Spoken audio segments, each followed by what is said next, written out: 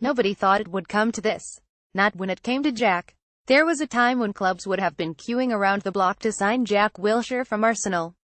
There was a time when clubs would have queued to try and lure Jack Wilshere out of an Arsenal shirt, but the midfielder's career prospects are very different now. A rarefied talent, with the swagger of a superstar when the ball is at his feet, Wilshere was the coming man in English football.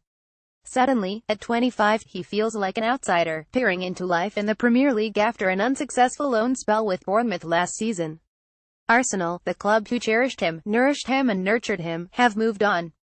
They contest the Community Shield at Wembley on Sunday and Wilshere is not expected to play a part in it. He is still recovering from his latest injury, but patience is wearing thin for the boy who came through the club's fabled Hale End Youth Academy. That year out, the 12 months he spent trying to save his international career, has done for him at Arsenal. He returned injured, just as Arsene Wenger predicted when Wilshere made the fatal phone call last summer demanding to leave the Emirates. He forced his way out because he feared he would slip down the pecking order with England. That suited Wilshere but did not wash with Wenger. He tried to protect his international career instead of fighting for his place in Arsenal's starting lineup. Aaron Ramsey and Mohamed El-Neni are decent enough players, but they should not be scaring off a player with Wilshere's class.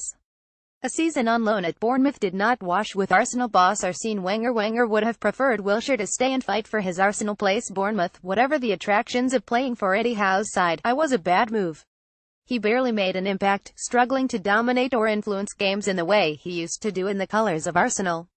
At times he was overwhelmed, as he was against champions Chelsea or in his last game for Bournemouth at Tottenham, in the centre of midfield. Life as a top-level player seems to be passing him by. As he continues his rehabilitation from the ankle injury sustained at White Hart Lane last season, he is in danger of becoming an Arsenal outcast.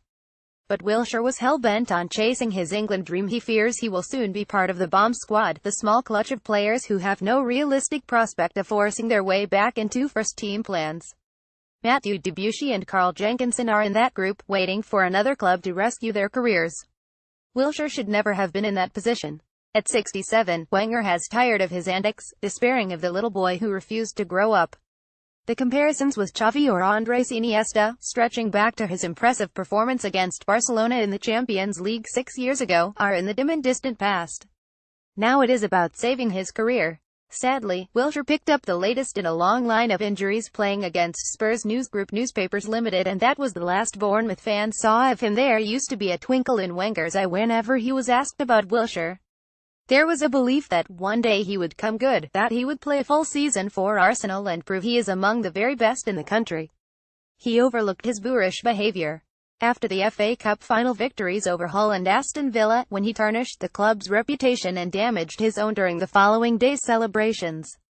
Newsgroup Newspapers Limited. Now the player once had a golden future with England is looking to save his career. Jack Wilshere reveals which Arsenal player has the most magic in his feet. It is very different now. Arsenal, whatever their problems wrestling with the Premier League last season, won another FA Cup without him.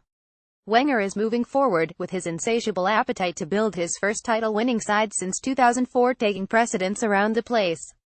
Wilshere, once considered Arsenal through and through before he moved to Bournemouth, has never had that feeling of winning the title. Chances are, he never will. Keep up to date with all the latest news, gossip, rumours and done deals inside Sports Live transfer blog. Klopp Sunshaw. Liverpool were so desperate for a left-back before Andy Robertson's arrival, they made a bold move for Luke Shaw at Manchester United. Although the two clubs have not done business since Phil Chisnell left Old Trafford for Anfield in 1964, Shaw's position at United caught Jurgen Klopp's attention. Klopp relied on James Milner to fill the position last season after losing faith in Alberto Moreno. Andrew Robertson joined Liverpool this summer to help their left-back problem. Luke Shaw signs autographs for Man United fans while on tour this summer. Shaw was high on the list of Anfield targets, but United are refusing to sell the £33 million signing, especially to their bitter rivals. Despite United's reluctance to let Shaw start over again, his position under Jose Mourinho remains vulnerable. And the one-time England star fears he will never become a first-team regular under Mourinho. Yet to click. Victor Lindelof has had a mixed start to Manchester United's pre-season, but it has come as no surprise to Sweden's coaching staff. Despite Lindelof's hefty £31 million transfer, there are huge reservations about his quality within his international setup. United boss Jose Mourinho is urging caution as the defender settles into his new club. but there will be no hiding place in Tuesday's Super Cup final against Real Madrid. Victor Lindelof joined Manchester United for £31 million this summer. One of the highlights of Mark Sampson's side's run to the semi-final of Euro 2017 is the level of respect shown between fans for the national anthems. Instead of the boos that drown out the anthems of virtually every nation England meet in men's football, the women's sport sets a far better example before matches with a dignified silence for the opposition. England were left dejected as they were knocked out of Euro 2017 by Holland.